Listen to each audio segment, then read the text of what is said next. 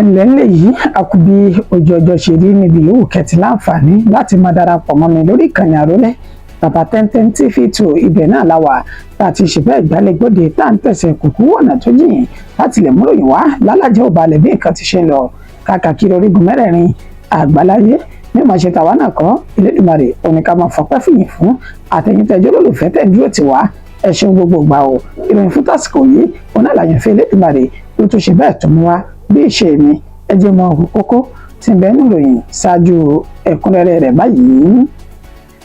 Ìṣèjọba ìpínlẹ̀ Benue burúkú jù púpọ̀ òun ló ń bí ìpànìyàn gbogbogbà tí ń wáyé ní ìpínlẹ̀ ọ̀hún. Ọmọlé ìgbìmọ̀ asòfin ìpínlẹ̀ náà òun ló sọ èyí di mímọ̀.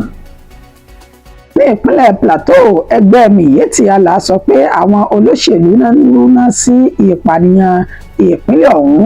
Wọ́n ní kì í ṣe ọwọ́ àwọn Fúlàní ló wà níbẹ̀ o, páwọn olóṣèlú ni. Àwọn ọlọ́pàá ìpínlẹ̀ Katsina ti dènà ìkọlù àwọn báńdíìtì tí kò bá wáyé ní ìpínlẹ̀ náà. Wọ́n sì tún dóòlà ẹ̀mí ènìyàn méjì táwọn ajínigbé ọ̀hún tí wọ́n jí gbé nípínlẹ̀ ọ̀hún. Bẹ́ẹ̀ ni ní olúlulẹ̀ yìí ti ń ṣe Àbújá, ọwọ́ àwọn ọlọ́pàá ti tẹ àwọn ògbóǹtarìgì adigunjalè méjì kan ní olúlulẹ̀ yìí ti ń ṣe Àbújá. Kò sí ìsinmi fún ìkà ènìyàn, bẹ́ẹ̀ ni wọn ò ní ní ìfọ̀kànbalẹ̀ láíláí. Ìpakúpa ikú sàárà làwọn agbésùmọ̀mí ni wọ́n bá pàdé ní ìpínlẹ̀ Katsina lẹ́yìn tí ikọ̀ ọmọ ogun ilẹ̀ yìí ta kojú ìjà sí wọn. Ọ̀rọ̀ ti di ìpínlẹ̀ Èkó báyìí níbi tọ́wọ́ ti ba arákùnrin tó ń ṣe bẹ́ẹ̀ gbé ẹ̀yà ara ènìyàn rìnrìn àjò ní ìpínlẹ̀ ọ̀hún. Ìròyìn náà rèé lẹ́kùnrẹ́rẹ́ báyìí. Ìṣèjọba ìpínlẹ̀ Benue burúkú jù púpọ̀ òun ló ń bí ìpànìyàn gbogbogbà tó wáyé ní ìpínlẹ̀ ọ̀hún. Ọmọlé ìgbìmọ̀ asòfin ìpínlẹ̀ náà òun ló sọ èyí di mímọ̀. Ọmọlé ìgbìmọ̀ asòfin tó ń ṣojú Kwande àti Òṣogbo Federal Constituency ní ìpínlẹ̀ Benue ìyún Tasiru Ugbor ọmọ ṣe àlàyé ọ̀rọ̀ lásìkò tó ní ìbánisọ̀rọ̀ pẹ̀lú iléeṣẹ́ mọ̀ọ́máwòrán Channel lónìí tí í ṣe ọjọ́ kẹsàn-án inú oṣù tá a wà ní inú rẹ̀ yìí, níbi tí wọ́n ti fi ọ̀rọ̀ wá lẹ́nu wò tó lè ti ṣe àlàyé wípé ṣèmọ́tàn yìí bad politics òun là ń ṣe ní ìpínlẹ̀ Benue, òun ló sì ń fà á tí ìpànìyàn tó fi ṣe bẹ́ẹ̀ tó fi gbèrú sí ní ìpínlẹ̀ ọ̀hún. Ó ní láti ìgbà tí òun ti wà ní ọmọlé ìgbìmọ̀ asòfin àgbà ní Àbújá tó ń ṣojú ẹkùn Kwande àti Òṣogbo yìí, ó láwọn kò tí ì láǹfààní láti ṣe ìpàdé pẹ̀lú gómìnà ní ìpínlẹ̀ ọ̀hún. Èyí hàn Monday Ọ̀pẹ́bọlò kò fi ìgbà kan pé àwọn sí ìpàdé rí láti mọ ojútùú àbí káwọn jọ fọwọ́sowọ́pọ̀ wá ojútùú sí àìsí ètò ààbò ní ìpínlẹ̀ ọ̀hún. Nígbà tó ju ìbéèrè sí ọmọlẹ́gbìmọ̀ asòfin àgbà náà wípé ǹjẹ́ wọ́n ti gbé ìgbésẹ̀ láti lè ní ààyè lọ́dọ̀ gómìnà ìpínlẹ̀ náà kẹ́ẹ̀bà lè jókòó ìpàdé àlàáfíà àti wá ojútùú sí ìpànìyàn. Níṣe ni ó fi ohùn léde, ó ní bẹ́ẹ̀ ni àwọn ti kọ lẹ́tà láìmọye ìgbà sí gómìnà ìpínlẹ̀ náà láti jẹ́ kí àwọn wáyè ṣe ìpàdé. Ó ní ṣùgbọ́n bá a ṣe ń ju àdá sókè ní gbagba báyìí, ibi pẹlẹbẹ báyìí òun náà ni ó ń fi lélẹ̀. Ó ní gbogbo eléyìí ó ló ń fa tí ìdàrúdàpọ̀ àti ìdàgbàsókè inú ìpànìyàn bó ṣe ti ń gbèrú sí ní ìpínlẹ̀ Benue. Ó ní táwọn bá ní ìfọwọ́sowọ́pọ̀ ní lẹ́kùn kọ̀ọ̀kan pẹ̀lú gómìnà ìpínlẹ̀ Benue, oníkúlùkù ó lè sọ ibi tí bàtà ti ń ta àwọn ènìyàn rẹ̀ lẹ́sẹ̀. Ó ní ṣùgbọ́n tí gómìnà ọ̀hún Monday Ọ̀pẹ́bọlò kò rí bẹ́ẹ̀, èyí ló sì fa tí ìdàrúdàpọ̀ náà àti ìpànìyàn tó fi gbogbo gbà wáyé ní ìpínlẹ̀ Benue. And Governor Hyacinth Alia. Well, what kind of synergy or lack of thereof is there at this very moment in handling this situation? Well, unfortunately, there's been not very much synergy, not very much engagement between the Benue State government and the members of the National Assembly. Since I became a member of the House of Reps, I've never been invited by the governor of Benue to Government House to have any sort of discussion. And my community experiences one of the highest levels of insecurity in Benue, but I have never been invited. I've never stepped my foot into Government House in Benue. Have you asked to be invited? I have asked to be invited. I have reached out several times. I have tried to do my best in terms of reaching out to NEMA to get palliatives. All the stakeholders' engagements. He holds a lot of stakeholder engagements in the state. Are the lawmakers not part of these stakeholder engagements? We're not. We're not invited. Recently, there was a security committee that was set up in the states to look at the insecurity, and we were not invited. The government of Benue doesn't think that we, members of the National Assembly, have a role to play or are important enough to be invited to security committees set up to look at insecurity. What do you think? ìpínlẹ̀ Plateau ni mo ṣe bẹ́ẹ̀ mórílẹ̀ báyìí. Ẹgbẹ́ Miyetti Allah sọ pé àwọn olóṣèlú náà rúná sí ìpànìyàn ìpínlẹ̀ náà pé kì í ṣe ọwọ́ àwọn Fúlàní ló wà nídìí ọ̀rọ̀ ọ̀hún o. Miyetti Allah Kauta Ore Fulani Social Cultural Association ti ìpínlẹ̀ Plateau ni wọ́n mà ti fi ohùn léde láti ọ̀dọ̀ ẹni tó jẹ́ akọ̀wé wọn Saleh Al-Hassanu lórí gbọ̀ngbọ̀nwọ̀n channel olóhùn náà ti ṣe àlàyé ọ̀rọ̀ nígbà tó ń bi léèrè pé ìpànìyàn ìpínlẹ̀ Plateau wọ́n ń fi ẹ̀sùn kan ẹ̀yin Fúlàní darandaran wípé ẹ̀yin lẹ wà nídìí ọ̀rọ̀ ọ̀hún. Nígbà tí ó máa fi ohùn léde ó ní irọ́ tó jìnnà sóòótọ́ àti ìbanilórúkọjẹ́ ó ní àwọn olóṣèlú ìpínlẹ̀ Plateau ó ní wọ́n ń sọ ní pé àwọn làwọn wà nídìí ọ̀rọ̀ ọ̀hún. Ó ní ìpínlẹ̀ Plateau ló ń dàgbà sí ibẹ̀ ló sì ń gbé lọ́wọ́lọ́wọ́ báyìí. Wọ́n mọ bí ìṣẹ̀lẹ̀ náà bí ó ṣe bẹ̀rẹ̀ àti bí ọ̀rọ̀ ọ̀hún bó ṣe ti rúgbó tó fi di tọ́rọ́ fọ́nkálẹ̀ báyìí. Ó ní nígbà tí ìkọlù náà kọ́kọ́ bẹ̀rẹ̀ ṣe má tàn yín ọ̀kadà náà kọ́kọ́ ń jí gbé tí ìjọba ìpínlẹ̀ náà wọn ò sì rí nǹkan kan ṣe sí kó tó di wípé ọ̀rọ̀ di ariwo báyìí. Ó ní bá ṣe ń fọn rere orúkọ àwọn Fúlàní báwọn làwọn wà nídìí ìṣẹ̀lẹ̀ náà. Ó ní ìbanilórúkọjẹ́ gbà ní bẹ́ẹ̀ nínú àwọn kò dùn sí i àti pé àhesọ ọ̀rọ̀ láti fi lè wá irọ́ àtàmọ́mọ́ àtàmọ́. Nígbà tí ó tún sọ ó ní wọ́n tún sọ náà wípé àwọn Fúlàní láti orílẹ̀-èdè bòmíì ó ní wọ́n wá sí ìpínlẹ̀ Plateau. Ó ní gbogbo ọ̀rọ̀ yìí irọ́ lásán tó jìnnà sí òótọ́ ni àti wípé ìjọba ìpínlẹ̀ ọ̀hún ó ní àwọn olóṣèlú bẹ̀ ó ní wọ́n ń ṣe bẹ́ẹ̀ rúná sí ọ̀rọ̀ náà tó sì jẹ́ pé àárín ara wọn ó ní wọ́n ti ṣe bẹ́ẹ̀ ṣe ìwà ìgbésùmọ̀mí ṣùgbọ́n tó ń dárúkọ àwọn Fúlàní darandaran. Àwọn ọlọ́pàá ìpínlẹ̀ Katsina ti dènà ìkọlù àwọn báńdíìtì tí kò bá tún wáyé ní ìpínlẹ̀ náà. Wọ́n sì tún dóòlà ẹ̀mí ènìyàn méjì tí wọ́n jí gbé ní ìpínlẹ̀ ọ̀hún. Lábúlé tó pè ní Ìlálí ìjọba ìbílẹ̀ Matazu ní inú oko tí àwọn àgbẹ̀ ti ń ṣiṣẹ́ lọ́wọ́ ibẹ̀ ni àwọn oníṣẹ́ láabi báńdíìtì ni wọ́n ti ṣe bẹ́ẹ̀ ṣe ìkọlù sáwọn ènìyàn ọ̀hún tá sì jí àgbẹ̀ méjì tán pe orúkọ wọn ní Sada Maraya àti ẹni ọdún márùndínláàádọ́ta àti Basiru Magaji ẹni ọdún mẹ́tàdínláàádọ́ta lẹ́ni tí wọ́n ní wọ́n wà nínú oko wọn náà fi ṣe bẹ́ẹ̀ náà fi jí wọn gbé náà sì gbé wọn lọ lásìkò tán tún gbé wọn lọ níṣẹ́ náà tún yà láti ṣe ìkọlù sáwọn ènìyàn ọ̀hún ní inú ìlú náà tó mú kí ìròyìn náà kó dé ti ìgbọ́ àwọn agbófinró ní ìpínlẹ̀ náà náà bá tamara náà sì di hamara ogun náà bá tẹ̀lé àwọn oníṣẹ́ láabi báńdíìtì náà níṣẹ́ ni wọ́n kọjú ìjà síra wọn nínú àlàyé tí wọ́n ṣe. Wọ́n sọ níwọ̀n wípé wọ́n gba ènìyàn méjì tí wọ́n jí gbé ọ̀hún wọ́n gbà wọ́n kalẹ̀ wọ́n sì tún dí wọn lọ́wọ́ iṣẹ́ wọn láti lè má jẹ́ kí wọ́n ṣe ìkọlù sáwọn ènìyàn nínú abúlé tọ́pẹ́ ní Ìlálì yìí ní ìjọba ìbílẹ̀ Matazu. Àwọn ènìyàn méjì tí wọ́n gbà kalẹ̀ yìí ó ní wọn ò fi ara gbọgbẹ́ bẹ́ẹ̀ ni àlàáfíà ó ní wọ́n wà tó sì ti padà sí ọ̀dọ̀ àwọn ènìyàn wọn. Níṣe ni àwọn ìlú ní ìpínlẹ̀ Katsina náà lu àwọn ọlọ́pàá ọ̀hún lọ́gọ̀ ẹnu torí wọ́n ní bí wọ́n bá tètè yọjú sí àwọn ni nítaǹwé ìkọ́ni àbámáwí. Níṣe ni ọ̀rọ̀ bá tó ti ṣe bẹ́ẹ̀ bẹ́ẹ̀ yọ tó ló ti tẹ̀yìn wọ ìgbín àwọn lẹ́nu. Bẹ́ẹ̀ ni ti ìlú Àbújá ti ṣolúìlú orílẹ̀-èdè Nàìjíríà ọwọ́ àwọn ọlọ́pàá olúìlú ilẹ̀ yìí ti tẹ àwọn ògbóǹtarìgì adigunjalè méjì ọ̀tọ̀ọ̀tọ̀ ní Àbújá. Agbègbè tó pè ní Kúrúdù ní ìṣẹ̀lẹ̀ náà ti wáyé lọ́jọ́ kẹjọ oṣù karùn-ún ọdún táwọn yìí ní nǹkan bí dédé aago 2 ọ̀sán gẹ́gẹ́ bí wọ́n ṣe ṣe ní àlàyé láti ọ̀dọ̀ ẹni tó jẹ́ láti iléeṣẹ́ ọlọ́pàá ní olúìlú ilẹ̀ yìí ti ń ṣe Àbújá. Wọ́n sọ dúró wípé àwọn afurasí adigunjalè tẹ́jẹ́ ògbóǹtarìgì tẹ́sí ti ṣe bẹ́ẹ̀ da omi àlàáfíà kọ̀rọ̀kọ́ndù olúìlú ilẹ̀ yìí ti ń ṣe Àbújá tẹ́tí ìdálàmú.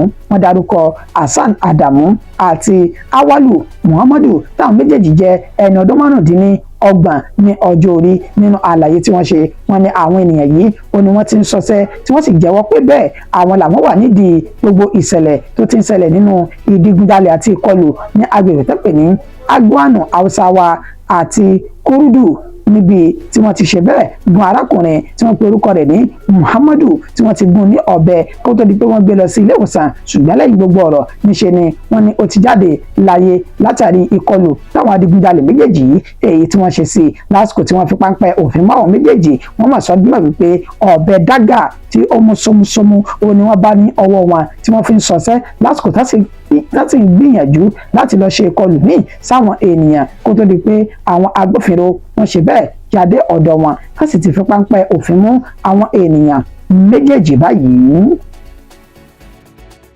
Yorùbá ní kò sí ìsinmi fún ìkẹnìyàn bẹ́ẹ̀ lọ́kàn oníṣẹ́ láabi kò ní balẹ̀ ìpakúpa ikú sàárà làwọn agbésùmọ̀mí ní ìpínlẹ̀ Katsina ni wọ́n kú báyìí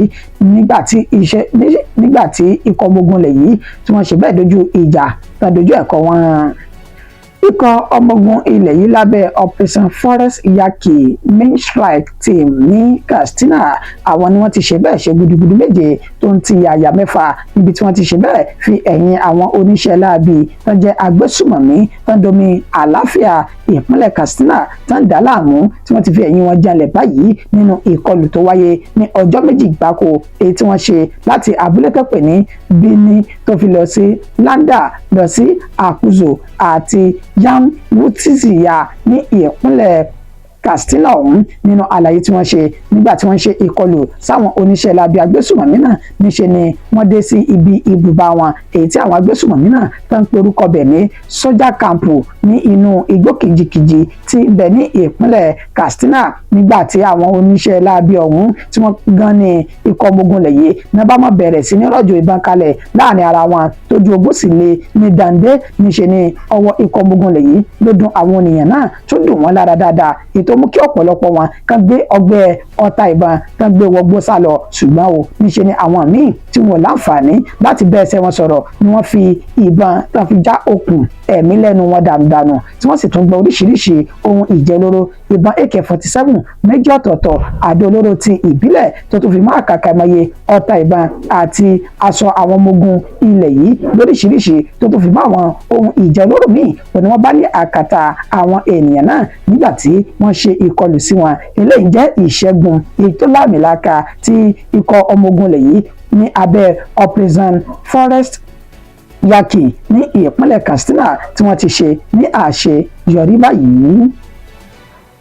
ọ̀rọ̀ ti di ìpínlẹ̀ Èkó níbi tọ́wọ́ ti ba arákùnrin tó ń ṣe bẹ́ẹ̀ gbé ẹ̀yà ara ènìyàn rin ìrìn àjò ní ìpínlẹ̀ náà.